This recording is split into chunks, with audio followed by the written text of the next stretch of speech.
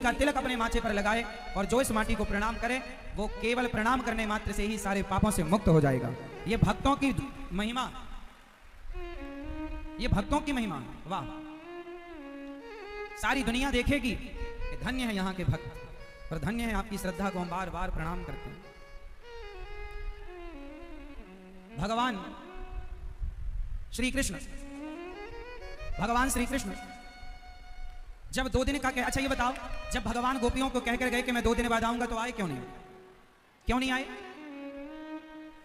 इसलिए नहीं आए क्योंकि भगवान गोपियों से प्रेम करते हैं और जरासंध की नजर भगवान के कमजोरी पर है कि कोई इनकी कमजोरी मिले तो मैं उसे समाप्त करूं। इसलिए भगवान ने अपने हृदय में पत्थर रखकर और गोपियों से दूरी बनाए रखी। अच्छा, गोपियां भी चाहती तो जाकर मिल लेती, पर गोपियां भगवान से प्रेम करती हैं। अच्छा ये बताओ, प्रेम आप लोग तो करते होंगे किसी ना किसी से, माता पिता से। बताओ प्रेम किसे कहते हैं? गोपियों की तरह किसी के अंदर एक प्रेम किसे कहते हैं? मैं कह सकता हूं कि ये जितने लोग पानी में भीग रहे हैं, भीग कर भी कथा सुन रहे हैं, इसी को प्रेम कहते हैं। इसी को क्या कहते हैं? प्रेम।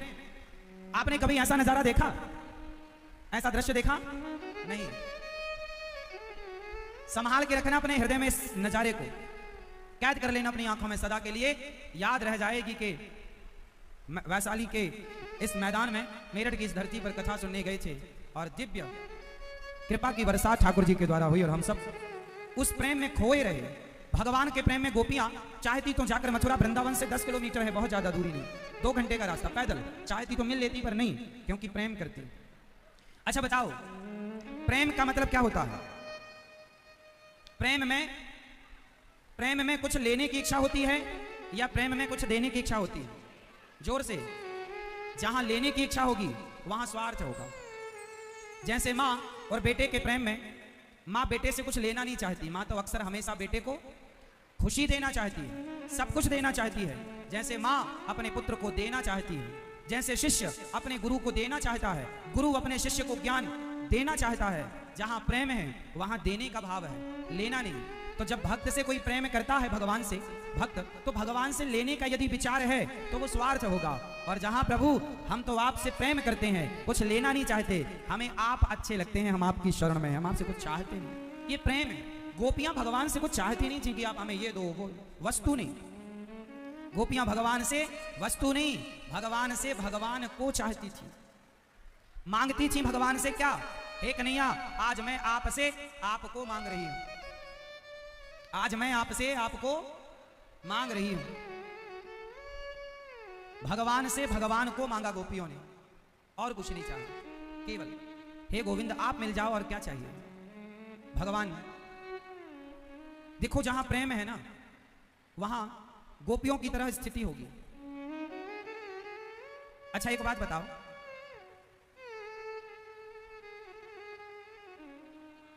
ज्ञान और प्रेम, इन दोनों में एक बंदर का बच्चा आपने देखा होगा, एक बिल्ली का बच्चा आपने देखा होगा। तो बंदर के बच्चे को ज्ञानी कहते हैं और बिल्ली के बच्चे को प्रेमी कहते हैं। बिल्ली और बंदर के बच्चे को ध्यान से देखने से पता लगता है कि बंदर का बच्चा अपनी मां को पकड़ता है। यदि बच्चे की पकड़ कमजोर हो गई तो गिरने की संभावना है। बंदर का बच्चा अपनी मां को पकड़ता है, जबकि बिल्ली का बच्चा अपनी मां को नहीं, उसे मां पकड़ती है। एक तरफ बच्चे ने मां को पकड़ा है और एक तरफ मां ने बच्चे को पकड़ा है। अब आप बताइए कौन सा बच्चा ज्यादा सुरक्षित है? जिसने मां को पकड़ा है वो, या जिसे मां ने पकड़ा है वो? जोर से। यदि बेटा मां को पकड़ता है तो छोड़ सकता है, पर मां जिसे पकड़ लेती है कभी नहीं छोड़ती। ज्ञानी भगवान को पकड़ता है, वो कभी अभिमान बस छोड़ भी सकता है, पर भक्त भगवान को कभी नहीं पकड़ता, भगवान स्वयं मां बनकर भक्त को पकड़ते हैं। इसलिए ज्ञान से प्रेम करोड़ों गुना श्रेष्ठ है। मोहन प्रेम बिना नहीं मिलते, मिला ही ना रघुपति बिनु अनुरागा, कि ये जोग जप ज्ञान मेरा। अच्छा यहां मैं एक चीज आपसे पूछूंगा, आप लोग भगवान से प्रेम करते हैं? कितने लोग प्रेम करते हैं भगवान से? प्रेम करते हैं ना भगवान से? करिए, भगवान से सच्चा प्रेम करना सीखिए, क्योंकि भगवान जब मिलेंगे तो प्रेम के बल पर मिलेंगे, कोई दूसरा बल तो है ही नहीं। अच्छा आप लोग भगवान की पूजा करते हैं? कितने लोग पूजा करते हैं? अच्छा, पूजा और प्रेम ये दोनों अलग अलग हैं कि एक ही है? जोर से, हाँ, एक है कि अलग अलग? अलग अलग। पूजा प्रेम नहीं हो सकती, पर प्रेम पूजा हो सकता है। बात समझ में आई? पूजा जरूरी नहीं है कि पूजा करने वाले व्यक्ति के अंदर प्रेम हो, पर प्रेम ही जो करेगा वो पूजा हो जाएगी। जरूरी नहीं है कि मंदिर जाने वाला व्यक्ति प्रेमी हो, वो हो सकता है जा रहा हो। जैसे आप भगवान को नारियल, पुष्पमाला, मिठाई चढ़ाते हैं, ये सब क्या है? औपचारिकता है, फॉर्मेलिटी। भगवान को इसकी जरूरत नहीं है। भगवान को जरूरत है कि मेरा भक्त मेरे से प्रेम करे। कितना कितना प्रेम करते हैं आप लोग भगवान से? बहुत। कितना? फिर भी बहुत। जितना प्रेम आप अपने बेटे से करते हैं, अपने बिजनेस से करते हैं, अपने आप से करते हैं, इतना भी प्रेम, आधा भी इससे कोई प्रेम भगवान से करे तो भवसागर से पार हो जाएगा। विडंबना ये है भगवान की। अच्छा ये बताओ, भगवान की पूजा करना सरल है या भगवान से प्रेम करना सरल है? कौन सा काम सरल है इन दोनों में? प्रेम और पूजा में सरल क्या है? क्या सरल है? क्या सरल है? क्या सरल है? क्या सरल है? क्या सरल है? क्या? प्रेम सरल नहीं है। प्रेम सरल होता तो सब प्रेमी हो जाते, और जब प्रेमी कोई हो जाएगा तो भगवान तुम्हारे आगे पीछे दौड़ेंगे। भगवान की पूजा करना सरल है, इसलिए लोग पूजा ज्यादा करते हैं। प्रेम करना कठिन है। और रामचरितमानस में क्या लिखा है? राम ही केवल प्रेम प्यारा। भगवान जब भी मिलेंगे तो पूजा के बल पर नहीं, प्रेम के बल पर मिलेंगे। पूजा धरी रहेगी, प्रेम ठाकुर को ग्रहण कर लेता। इसलिए भगवान से प्रेम करो। आज प्रेम करने के बाद आप छिलका रखोगे, छिलका दिया विदुरानी ने तो उसका छिलका देना भी पूजा हो गई। शबरी का बेर खिलाना पूजा हो गई। क्योंकि प्रेम है तो प्रेम के छिलके भी पसंद हैं, बेर भी पसंद है, चावल भी पसंद है। और प्रेम नहीं है तो 56 भोग दुर्योधन का ठुकरा दिया था इसी मेरठ में, इसी हस्तिनापुर में। भगवान श्री कृष्ण दुर्योधन के 56 भोग को ठुकरा कर चले थे और विदुर जी के घर जाकर छिलकों का भोग लगाए।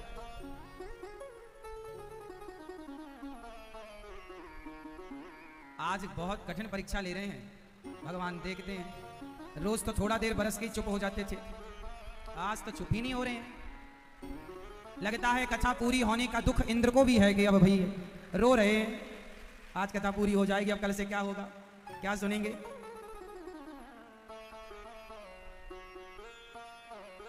तो भगवान को पाने के लिए क्या सहायक है? पूजा। या तो आप भगवान से क्या करेंगे? सच्चा प्रेम, सच्चा, दिखावटी नहीं, दिखावा नहीं। अच्छा, आप प्रेम करते हैं भगवान से, प्रेम का प्रमाण क्या है? प्रमाण क्या? आप प्रेम करते, कितने लोग प्रेम करते हैं भगवान से? सब करते हैं। क्या सबूत है आपके पास? क्या सबूत है?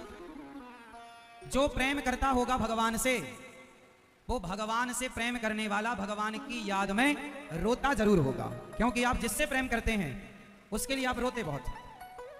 आपका बेटा परदेश चला जाए, साल भर बाद आए तो आप जरूर गले लगा के रोएंगे, मतलब माँ की आंखों में आंसू आ जाएगा। आएगा तो भी आंखों में आंसू आ जाएगा। आप बरसों बाद अपनों से मिले तो गले लगकर आदमी रो पड़ता है। कुछ लोग वृंदावन जाते हैं, बिहारी जी को देखते ही आंखों में आंसू आ जाते हैं।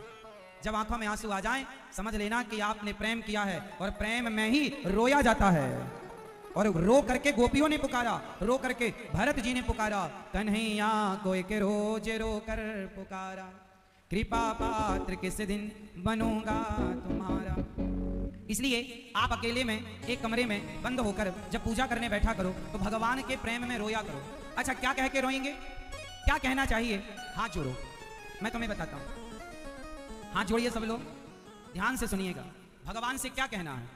जब आप आर्त भाव से कहेंगे और हृदय में प्रेम होगा तो आंसू जरूर आएंगे। रोज हाथ जोड़ के, जैसे आप पूजा करिए ना रोज, तो पूजा करो, भगवान को नहलाओ धुलाओ, भोग लगाओ, फिर हाथ जोड़ के जरूर कहना चाहिए, बोलो हे प्रभु, हे श्रीमन नारायण, मैं जैसा हूं, मैं जैसी हूं, आपकी हूं, आपका हूं। हे प्रभु, मैं पापी हूं, अधम हूं, नीच हूं, दुष्ट हूं, खल हूं, कामी हूं, क्रोधी हूं, अभिमानी हूं। हे प्रभु, हम जैसे हैं आपके। हे नाथ, आप ही हमारी माता हो, आप ही हमारे पिता हो।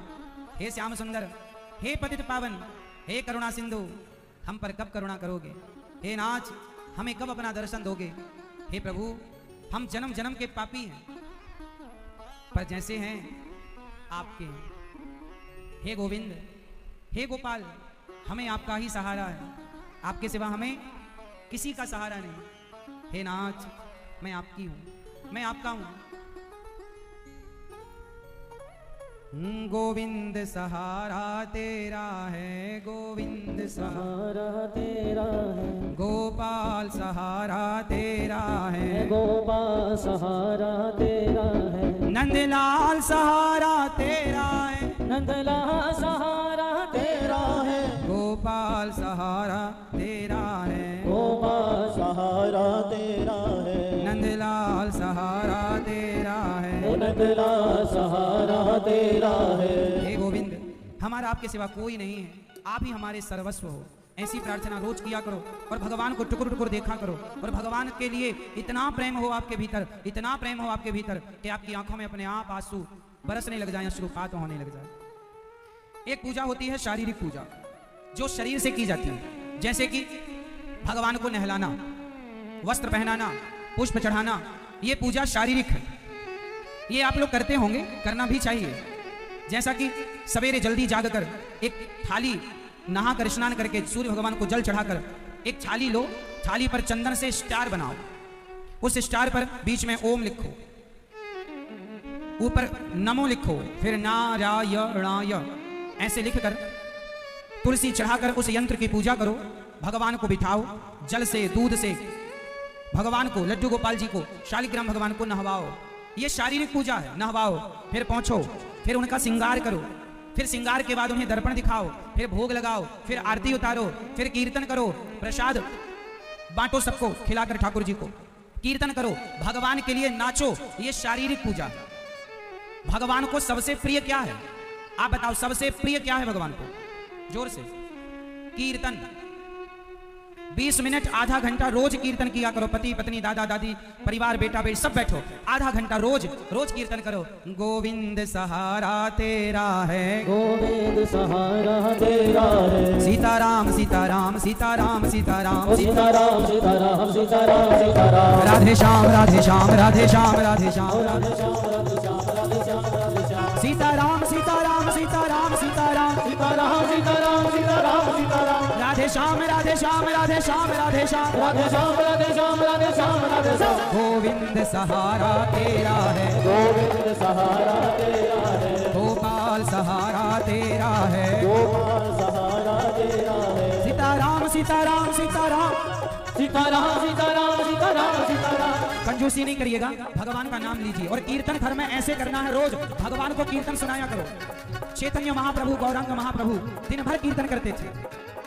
सीताराम सीताराम सीताराम सीताराम सीताराम सीताराम सीताराम सीताराम, राधे श्याम राधे श्याम राधे श्याम राधे श्याम राधे श्याम राधे श्याम राधे श्याम राधे श्याम, गोविंद सहारा तेरा है, गोविंद सहारा तेरा है, गोविंद सहारा तेरा है, गोविंद सहारा तेरा है, गोविंद सहारा तेरा है, गोविंद सहारा तेरा है, श्रीमन नारायण नारायण नारायण, श्रीमन नारायण नारायण नारायण, श्रीमन नारायण नारायण नारायण, श्रीमन नारायण नारायण नारायण, गोविंद सहारा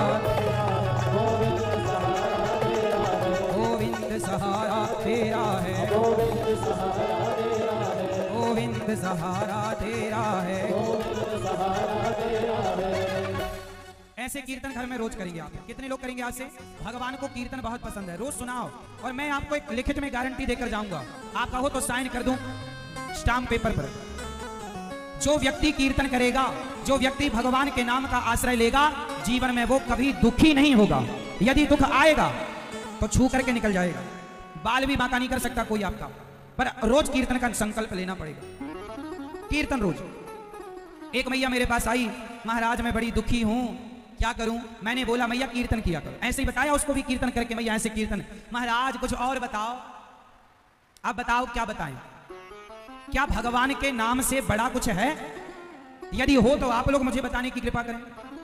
सारे वेदों का, पुराणों का सार है भगवान का कीर्तन। यत् कीर्तनम यत् श्रवणम यदि क्षणम। सुखदेव भगवान कहते हैं भागवत जी के आखिरी में यही कहा जाता है, नाम संकीर्तनम यस्य सर्व पाप प्रणाशनम प्रणामो दुख समनस तम नमामि हरिम परम। सारा कार्य का फल है कीर्तन। जो व्यक्ति कीर्तन करेगा, लिख के दूंगा मैं आप मेरठ वासियों को और देशवासियों को, जो कीर्तन करेगा उसके जीवन में कोई दुख ना रहेगा। लेकिन आजकल ना लोगों को भगवान पर विश्वास नहीं। महाराज जी कुछ और बताओ। वो टोना टोटका सुनना चाहते हैं। टोना टोटका के चक्कर में ना पड़ना। भगवान का नाम तुम्हें जो दे सकता है कोई नहीं। तुलसीदास जी ने क्या जपा? नाम। हनुमान जी क्या जपते हैं? केवल नाम। हनुमान जी क्या जपते हैं? केवल नाम। पत्थर पर क्या लिख के डाला गया समुद्र पर? अरे जिस नाम के पत्थर पानी में तर गए, उस नाम का आश्रय हम लेंगे तो क्या हम डूब जाएंगे? भगवान के नाम का बल देखो। मेरठ में किसमें इतनी ताकत है कि वो आप लोगों को इतनी देर तक पानी में खड़ा करके रख सकता? ना कोई नेता आपको इतनी देर खड़ा करके रख सकता था, ना कोई पैसे वाला आपको इतनी देर खड़ा करके पानी में रख सकता था।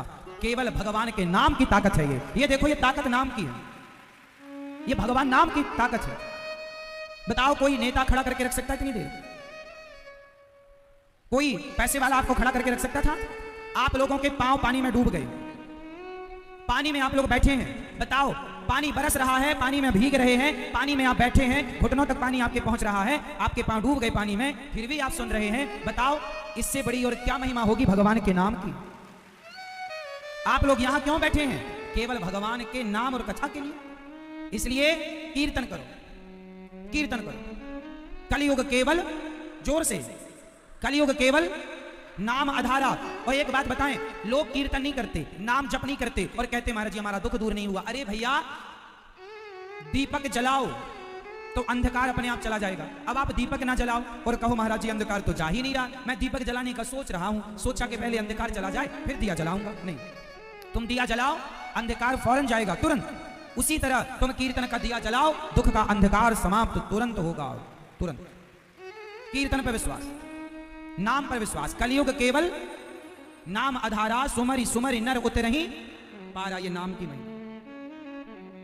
नाम में बड़ी ताकत है मेरी मां, इसलिए नाम जप करो रोज। कौन कौन करेगा नाम जप? कीर्तन करो। और फिर कोई दुख रह जाए तो बताना।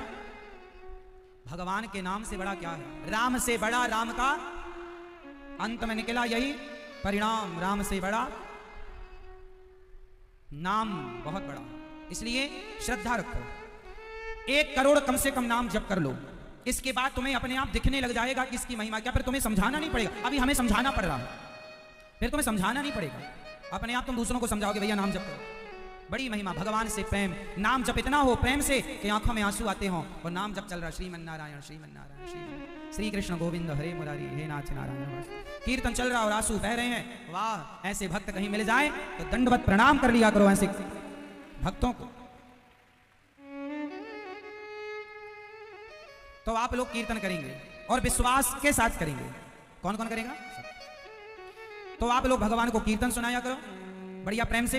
और पूजा शारीरिक ये पूजा। अब मैं आपको मानसिक पूजा बताऊंगा जो सबसे श्रेष्ठ है। मैं आपको योग्य श्रोता मान रहा हूं, इसलिए वो सारी चीजें आपको बताऊंगा जो आपका कल्याण करने में आपकी सहायता करेंगे। सब लोग अपने नेत्रों को बंद करेंगे जब मैं कहूंगा। शांति से बैठ जाइए, या खड़े हैं तो खड़े होकर, बैठे हैं तो बैठकर। ध्यान पूर्वक सुनिएगा, ध्यान दो। आज मैं आपसे कौन सी पूजा कराने जा रहा हूं? मानसिक पूजा। मानसिक पूजा क्या होती है अभी आप समझ लेंगे, जान लेंगे। मानसिक पूजा सर्वश्रेष्ठ पूजाओं में एक है। जंगल में जो साधु संत, गुफाओं में जो साधु संत हैं, वो केवल मानसिक पूजा करते हैं। वहां कोई मंदिर होता नहीं है, जंगलों में कोई विग्रह होता नहीं है, वहां तो केवल मानसिक पूजा। वो क्या होती है वो मैं आपको सुनाता हूं। चलो सब लोग सावधान हो जाइए, सब तरफ से मन हटा लीजिए, सब जगह से मन हटाइए और केवल मेरे शब्दों पर मन को केंद्रित कीजिए। आंख बंद कर लो सब लोग, जहां हो वहीं से नेत्र बंद करो, सब नेत्र बंद कर लो। और अब जो मैं कहूंगा वही आप लोग करेंगे। अर्थात जो मैं कहूंगा वो इमेजिन करना, कल्पना करना, भाव में डूबना। जो मैं कहूंगा वो आप करिएगा मानसिक। चलो आंखें बंद करो। सबसे पहले हम सभी चलते हैं वृंदावन। अब भाव बनाओ कि हम सब वृंदावन जा रहे हैं। अब वृंदावन हम पहुंच गए। अब भाव बनाइए कि हम वृंदावन पहुंचकर वृंदावन की धूल को, माटी को प्रणाम करते हुए, उस माटी को अपने माथे पर लगाते हुए, और हम अब यमुना जी स्नान करने जा रहे हैं। सब भाव बनाओ कि हम यमुना जी नहा रहे हैं। यमुना मैया को प्रणाम करो, यमुना मैया को प्रणाम करो। और अब यमुना जी में डुबकी लगाओ। सब भाव बनाओ कि हम यमुना मैया में डुबकी लगा रहे हैं, अपने पूर्वजों के नाम की डुबकी लगा रहे हैं, अपने घर के बच्चों के लिए डुबकी लगा रहे हैं कि इस डुबकी का पुण्य हमारे बच्चों को मिले, हमारे माता पिता को मिले, हमारे दोस्तों को मिले, सबके नाम की आप डुबकी लगाकर यमुना जी में अब आप भाव बनाइए कि आप यमुना जी के बाहर आकर अब आप लोग कपड़े बदल रहे हैं। आप सबने स्वच्छ साफ कपड़े पहने। अब भाव बनाइए कि हम यमुना जी का दर्शन करके अब हम लोग सीधा बिहारी जी का दर्शन करने के लिए जा रहे हैं मंदिर।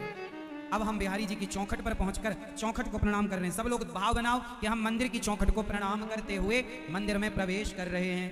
अब जैसे ही आप अंदर गए भाव बनाइए कि आज भगवान मंदिर के सुंदर सा मंदिर का श्रृंगार है और बिहारी जी आज सुंदर सा श्रृंगार किए हैं पर पर्दा बंद है। अब आप भाव बनाइए कि आप पर्दा खोलने का इंतजार कर रहे हैं कि तभी पर्दा खुला और सुंदर से बिहारी जी की सांवली सी सूरत प्रकट हुई। आप लोग सब बिहारी जी को टुकुर टुकुर देखिए। सब लोग भाव बनाइए कि हमारे सामने बिहारी जी हैं और हम बिहारी जी को देख रहे हैं। उनके सुंदर से घुंघराले बाल देखो, बिहारी जी के मुकुट पर मोर का पंख सजा है देखो, भगवान के सुंदर गले पे सुंदर सी माला पहनी है ठाकुर जी ने पहन रखी है देखो, भगवान की होंठों को देखिए, मुस्कान को देखिए, गालों को देखिए, आंखों को देखिए, नेत्रों से नेत्र मिलाइए। क्या भगवान कुछ कहना चाहते हैं? फील कीजिए, महसूस कीजिए। भगवान कुछ कहना चाहते हैं आपसे, कुछ बातें करना चाहते हैं। अब भगवान की कमर फिर चरण का दर्शन कीजिए। बगल में श्री राधा रानी का भी भाव से दर्शन कीजिए कि किशोरी जी बगल में खड़ी हैं और श्याम सुंदर और श्री राधा रानी को हम देख रहे हैं। अब सब लोग भाव से सोने का झूला बनवाओ कि सोने के झूले में अब हमने राधा कृष्ण भगवान को श्याम सुंदर को बिठाया और अब हम झूला झूला रहे हैं। सावन का महीना है, सब भाव बनाइए कि सोने के झूले में बिठाकर श्याम सुंदर को और किशोरी जी को हम झूला झूला रहे हैं। सब भाव बनाइए कि झूला झूला रहे हैं आप सब। अब आप लोग भाव बनाइए कि आप लोग भगवान को सुंदर सुंदर मोतीचूर के लड्डुओं का भोग लगा रहे हैं। सब भाव बनाइए कि आप सब भगवान को लड्डू का भोग लगा रहे हैं। सब भाव बनाइए कि अब आप भगवान के चरणों को धुल रहे हैं। राधा रानी के चरण, श्याम सुंदर के चरण, थाली लोटा भगवान के चरण को धुल धुल के आप भाव बनाइए कि हम चरणामृत पी रहे हैं। सब भाव बनाइए, कल्पना कीजिए कि हम भगवान के चरणों को धोकर चरणामृत पी रहे हैं। अब भाव बनाइए कि चरणों को, राधा रानी श्याम सुंदर के चरणों को हम सुंदर वस्त्र से पोंछ रहे हैं। अब भगवान की आरती कर रहे हैं। ये भाव बनाइए, हे प्रभु स्वीकार कीजिए आरती करके। अब आप भाव बनाइए कि आप भगवान से प्रार्थना कर रहे हैं। सब लोग हाथ जोड़कर ये भाव बनाइए कि आप भगवान से कह रहे हैं कि हे प्रभु हम बहुत बड़े पापी हैं, हे करुणा निधान, हे श्री बांके बिहारी जी, हे श्री राधा रानी, हम आपके हैं माँ, हमें कब स्वीकार करेंगे आप? हे श्याम सुंदर हमें कब स्वीकार करेंगे आप? हम जन्म जन्म के पापी हैं, कामी हैं, क्रोधी हैं, लोभी हैं, अभिमानी हैं, पर जैसे हैं बिहारी जी, हे प्रभु हम आपके हैं, हमें स्वीकार कीजिए। हे प्रभु मेरे हृदय में, मेरे मन मंदिर में आकर बस जाइए। आप ही हमारी माता हैं, आप ही हमारे पिता हैं, आपके सिवा हमारा कोई नहीं है। ऐसी प्रार्थना कीजिए। सब लोग प्रार्थना कीजिए भाव से। प्रार्थना करते हुए भगवान से कहो कि हे प्रभु क्या आपने हमें भुला दिया है? हे नाथ हम आपको भूल भी जाएं तो हे करुणा सिंधु आप हमें मत भुलाइएगा। हे नाथ मैं आपको कभी भूलूं नहीं। हे नाथ मैं जैसा हूं आपका हूं। हे प्रभु मैं जैसा हूं, जैसी हूं आपकी हूं। हे राधा रानी मैं जैसा हूं, जैसी हूं आपकी हूं। हे प्रभु मुझे कुछ नहीं आता, ना पूजा करना, ना यज्ञ करना, ना जप करना, ना तप करना। मुझे पता ही नहीं कि आपकी भक्ति कैसे करनी है, आपकी पूजा कैसे करनी है। हे प्रभु मैं आपके योग्य नहीं हूं। हे राधा रानी, हे श्याम सुंदर मैं आपके लायक नहीं हूं, पर आप चाहें तो मुझे अपने लायक बना दें। हे प्रभु यदि मुझसे कोई अपराध हो जाए, त्रुटि हो जाए तो हे नाथ हम आपके दास हैं, चरणों की धूल हैं, हमारे अपराधों को ना देखिएगा। हे प्रभु हम संसार के प्राणी हैं, काम क्रोध लोभ मोह भरा पड़ा है। हे नाथ हे करुणा निधान हमें ना भुलाइएगा। हे बिहारी जी हम जैसे हैं आपके। अब आप लोग भाव बनाइए कि आपने भगवान श्री कृष्ण के दोनों चरण उठाकर अपने माथे पर रख लिए हैं। ऐसा भाव बनाओ कि आपके मस्तक पर श्याम सुंदर के चरण हैं। सब महसूस करिए कि आपके मस्तक पर श्याम सुंदर के चरण हैं। सब महसूस करिए कि अब आपने श्री राधा रानी के चरणों को अपने मस्तक पर रखे हैं। सब महसूस कीजिए। अब भाव बनाइए कि आप भगवान को बढ़िया 56 भोग परोस रहे हैं और आप अपने हाथ से लड्डू खिला रहे हैं और भगवान खा रहे हैं। सब भाव बनाइए कि आप श्याम सुंदर राधा रानी को लड्डू खवा रहे हैं, पूरी साग खिला रहे हैं, कढ़ी और चावल खिला रहे हैं, और श्याम सुंदर खा रहे हैं, श्री राधा रानी खा रहे हैं।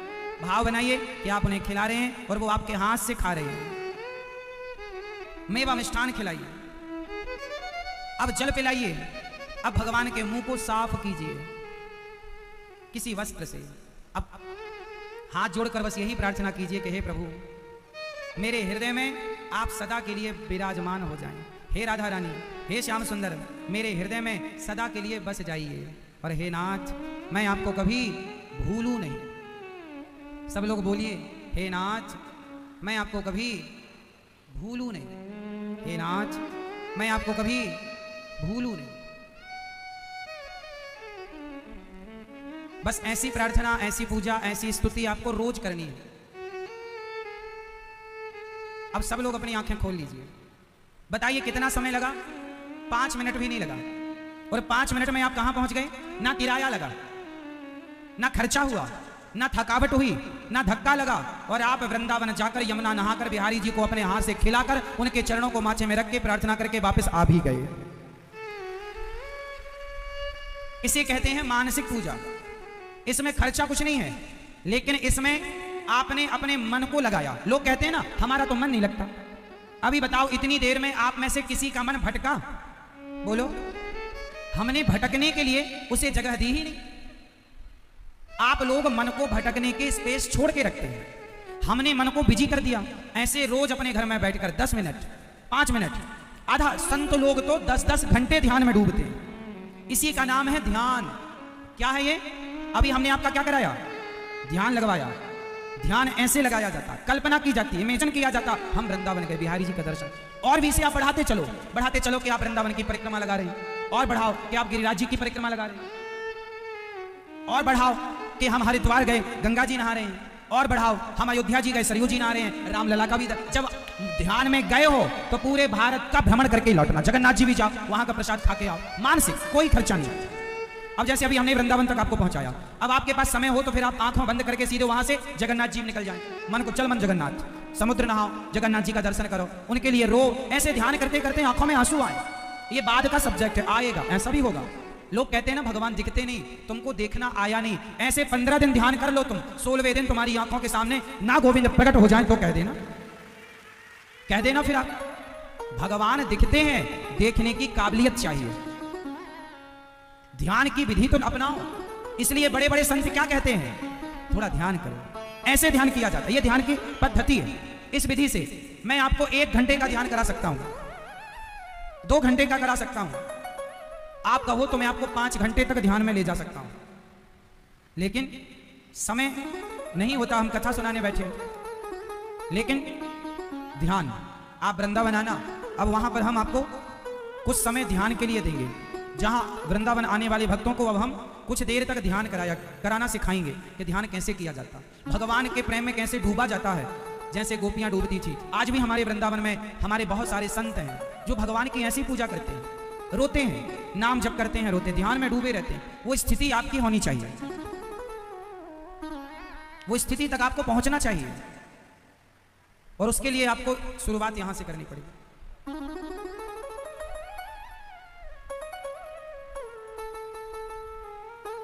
जैसे इंद्र ने ब्रजमंडल को डुबाने के लिए खूब 7 दिन पानी बरसाया, लेकिन भगवान ने रक्षा की। उसी तरह इंद्र ने भी यहां भी पूरी कोशिश कर ली 7 दिन कि यहां के मेरठ वाले भक्तों को कथा नहीं सुनने देंगे, लेकिन भगवान ने कृपा की और ऐसे कथा आप लोग सुनने आए विषम परिस्थिति में कि देखो कितनी देर से पानी गिर रहा है।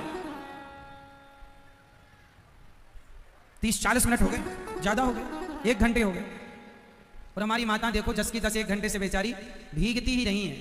भैया सर्दी ना हो जाए, आप जाओ घर कपड़े चेंज कर लो। आप लोगों को सर्दी ना हो जाए, जुकाम ना हो जाए। हमें दया आने लगी, क्या करें? हमें लगता हमारे ऊपर भी अब गिरना चाहिए पानी, हम भी भीगते हुए आपको सुनाएं।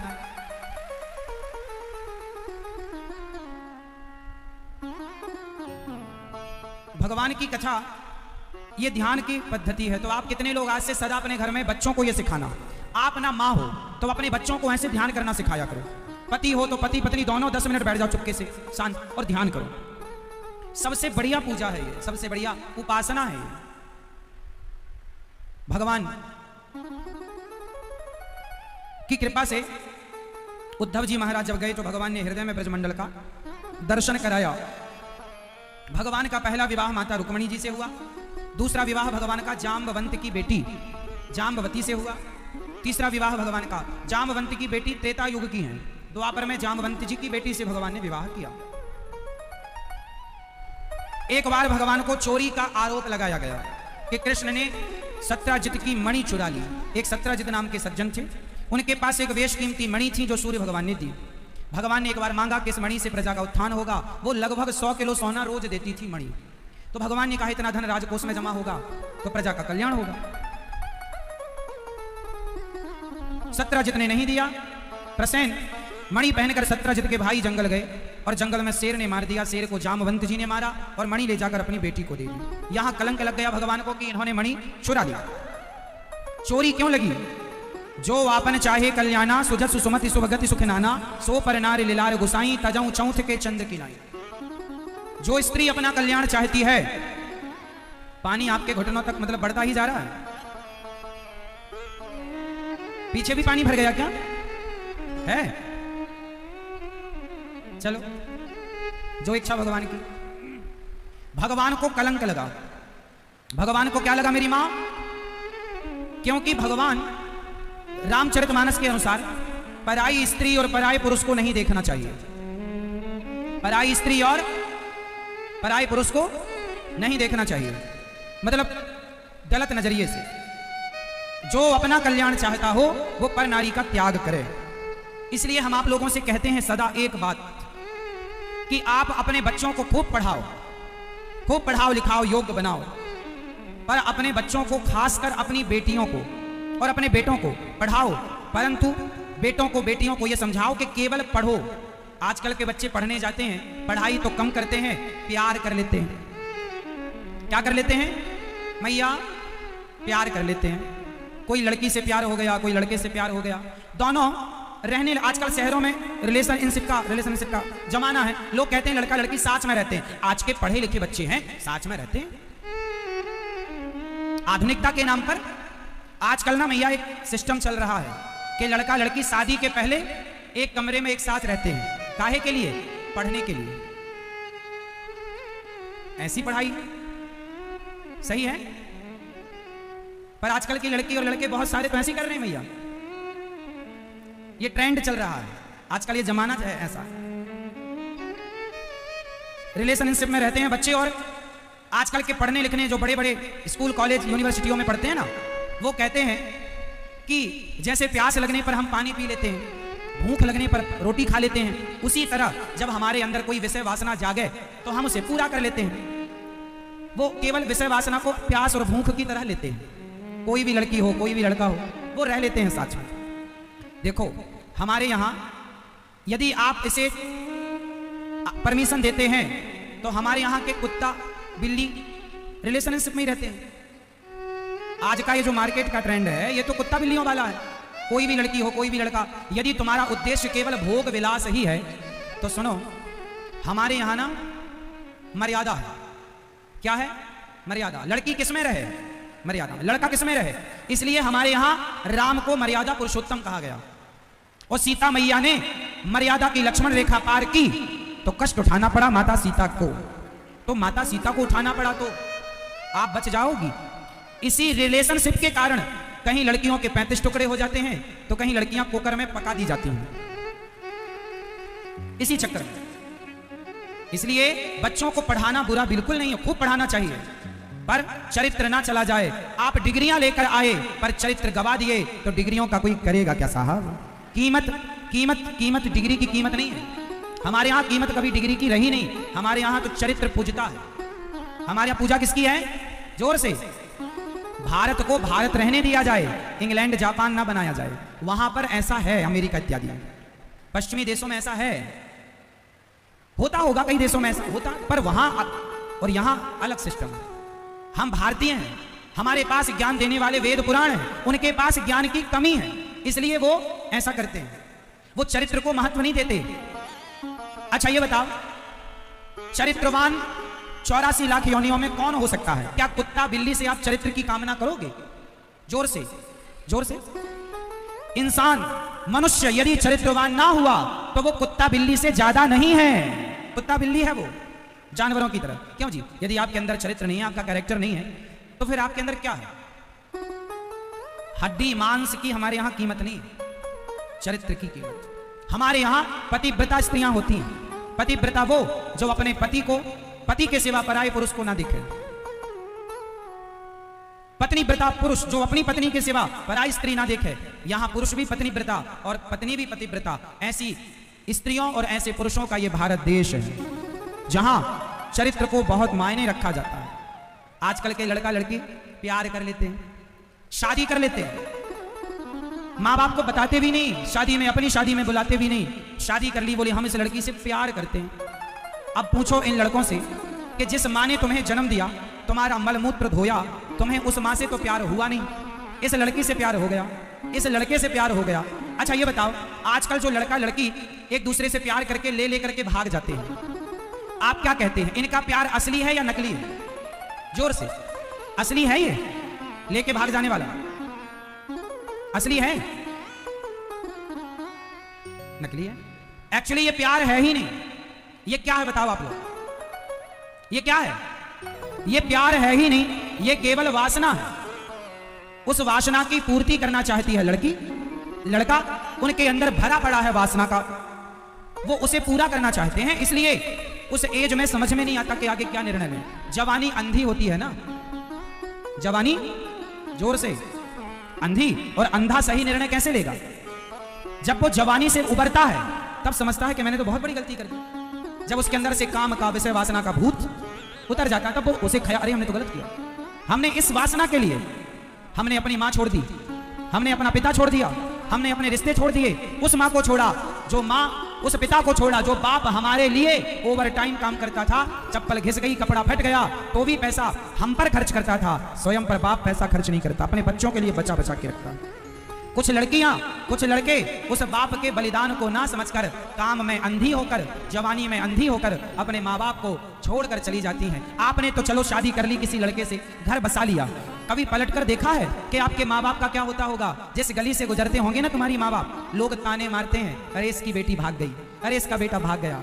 कोई इज्जत नहीं रह जाती समाज में, सारी जिंदगी लग जाती है मेरी बहनों इज्जत कमाने में। अभी तुम नहीं जानती हो कि सम्मान क्या होता है, जब तुम कमाओगी तो पता लगेगा। सम्मान कमाने में जिंदगी लग जाती है और बच्चे जरा सी देर में माँ बाप के सम्मान को लात मार करके चले जाते हैं। जिस गली से निकलते हैं लोग ताने मारते हैं तुम्हारी माँ को। क्या गुनाह किया तुम्हारी माँ ने? क्या गुनाह किया तुम्हारे बाप ने? केवल तुम्हें अच्छे से अच्छे कॉलेज, अच्छे से अच्छी यूनिवर्सिटी में केवल पढ़ाने का सपना देखा था। मेरी बेटी पढ़ जाए, कलेक्टर हो जाए, IAS हो जाए, IPS हो जाए, मेरी बेटी बड़े पद पर जाए, साइंटिस्ट हो जाए, पायलट हो जाए, हमारी बेटी बड़ा नाम करे, ये सपना देखा था। तुम्हारे माँ बाप ने कर्जा लेकर तुम्हें पढ़ाया, ओवर टाइम काम करके पढ़ाया। जब कमाओगे तो पता लगेगा कि 2 पैसे की कीमत क्या होती है। अभी तो बाप का है, पापा मोबाइल दिलाओ, पापा ने दिला दिया, पता नहीं तुम्हें कि वो 20,000 का मोबाइल या 50,000 का मोबाइल वो कैसे कमा के बाप ने तुम्हें दिया। बच्चे आजकल माँ बाप की इज्जत क्यों नहीं करते? इसलिए नहीं करते क्योंकि उन्हें मेहनत की, पैसे की कीमत ही नहीं पता। इसलिए मैं आपको एक बात बताऊं, मैं छोटा था ना तो मैं आपको बता चुका हूं, फिर एक बात कह दूं, मैं छोटा था तो गांव में भीख मांगने जाता था, तो मुझे पता चल गया था कि अन्न की कीमत क्या है। जब मैं 12 साल का था तब मुझे चावल के एक एक दाने की कीमत पता चल गई थी। क्यों? क्योंकि मैं लोगों के घर भीख मांगने जाता था तो लोग मुझे दिया करते थे। कुछ लोग, कुछ माताएं, सुपड़ा होता है, सुपड़ा, सूपा, जिस पे माताएं, लकड़ी का होता, बांस का बनता है, उस पे आप लोग जो कहते हो, हमारे यहाँ सूपा कहते हैं, सुपड़ा कहते हैं, चलो आप समझो। उस पर ना माताएं आटा, दाल और थोड़ा सा नमक, थोड़ा सा साग सब्जी में आलू टमाटर भी लोग देते थे भिक्षा में। दाल, चावल और आटा, ये 3 तो होते ही थे। कोई कटोरी में घी भी देता था जरा सा। तो जब मैं उस बर्तन को खाली करता था तो उससे एक एक दाना चावल का मैं खाली कर लेता था, एक एक दाना दाल का मैं खाली कर लेता था। मुझे पता यदि जमीन में गिर जाता था ना कुछ खाली करने में, झोली से गिर गया तो मैं चावल के दाने को समेट कर अपनी झोली में डालता था, दाल के दाने को समेट कर। जब मैं 12 साल का था तब मैं भीख मांगने गांव में जाता था। क्योंकि खाने को घर में रोटी नहीं थी, मांगेंगे नहीं तो खाएंगे क्या। तब मुझे पता चल गया था कि एक एक दाने की कीमत क्या है। इसलिए ये दास अनिरुद्ध तब से लेकर आज तक मैं कभी ना अन्न का ना धन का मैं कभी दुरुपयोग नहीं करता। मुझे पता है भीख मांगना भी कठिन है साहब। सबसे ज्यादा अपमान सहना पड़ता है तो भिखारियों को, सबसे ज्यादा तिरस्कृत होते हैं तो भिखारी। सामने हम तो मुट्ठी भर चावल और गेहूं, मुट्ठी भर आटा और चावल मांगने जाते थे, पर कुछ लोग तो ताने मारते थे, इनका तो धंधा ही है। मजबूरी सब सुनाती है साहब, और मजबूरी सब कराती है। सब दिन एक से नहीं होते। माना कि कुछ लोगों का धंधा हो सकता है, पर मेरी तब मजबूरी बहुत थी। समय बदला, अन्न का दुरुपयोग नहीं किया, सदुपयोग किया। इसलिए आज वृंदावन में उसी अन्न की कृपा से, ऐसी अन्नपूर्णा मां की कृपा से अन्न क्षेत्र चल रहा है कि 30 से 40 हजार लोग रोज गौरी गोपाल जी की रसोई में भोजन करते हैं। पूरे भारत देश की सबसे बड़ी रसोइयों में 5वें नंबर की रसोई है। आप लोग कभी आना और अपनी आंखों से देखकर तय करना कि ये 5वें नंबर की कहेंगे आप या पहले नंबर की कहेंगे, वो आप तय करिएगा। आप भी तो जमाना घूमे होंगे, आपने भी तो संसार देखा होगा, और अब आप आकर के अपनी आंखों से देखिएगा। इसलिए थोड़ा बच्चों को यह जरूर बताओ कि बेटा 10 रुपए की कीमत क्या है। आप अपने बच्चों को गरीबों के पास ले जाया करो, झोपड़पट्टी में बच्चों के हाथ से बंटवाया करो, वृंदावन लाया करो। और संत लोग आते हैं, जरूरत आज भी वृंदावन में अन्न क्षेत्र जब बढ़ता है तो वहां का जितना संत समाज, संत लोग हैं और जो जरूरतमंद हैं, जो फुटपाथ पर रहते हैं, कोई रिक्शा चलाता है, कोई मजदूरी करता, वो सब लोग आते हैं और रोटी लेने के लिए लाइन पर खड़े होते हैं। कभी आप देखेंगे तो आपको लगेगा कि भगवान ने आपको कम से कम रोटी के लिए लाइन पर तो नहीं लगना पड़ता। ईश्वर ने इतना दिया है आपको, पर आपके पास है तो उनको दीजिए जो लाइन पर खड़े हैं, और सदुपयोग कीजिए अपने धन का। बच्चों को काबिल बनाओ। बेटी और बेटा जो आज प्रेम कर लेते हैं मेरी बहनों, सही नहीं है।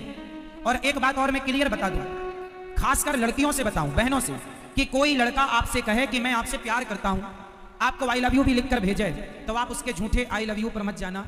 क्योंकि मेरी बहनों, कोई भी लड़का आपसे प्यार करता ही नहीं है, केवल आपके शरीर से प्यार करता है। शरीर की हवस पूरी करके तुम्हें वैसे छोड़कर चला जाएगा जैसे आप च्युइंगम को चबाकर अंत में थूक देते हैं, ऐसे ये दुनिया तुम्हें थूक कर चली जाएगी। इसलिए चरित्र है तो सब है।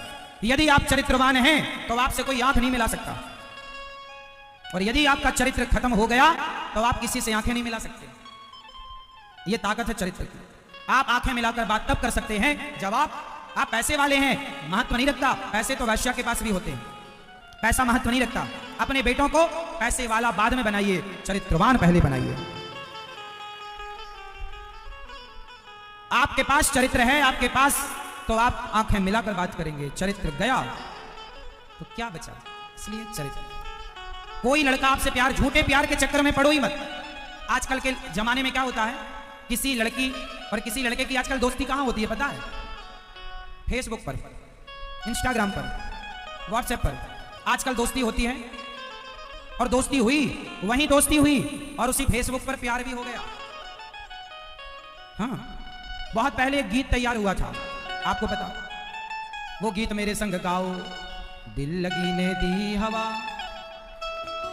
इस गाने का मतलब मैं आपको समझा रहा हूं। दिल लगी ने दी हवा, थोड़ा सा धुआं उठा और आग जल गई।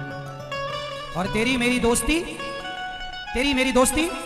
हाँ, आजकल के लड़के पहले दोस्ती करते हैं। क्या करते हैं? पहले लड़का लड़की की क्या होती है? दोस्ती। फिर वही दोस्ती दुष्कर्म में बदल जाती है। वही दोस्ती, जोर से, वही दोस्ती दुष्कर्म में बदल जाती है। फिर क्या होता है?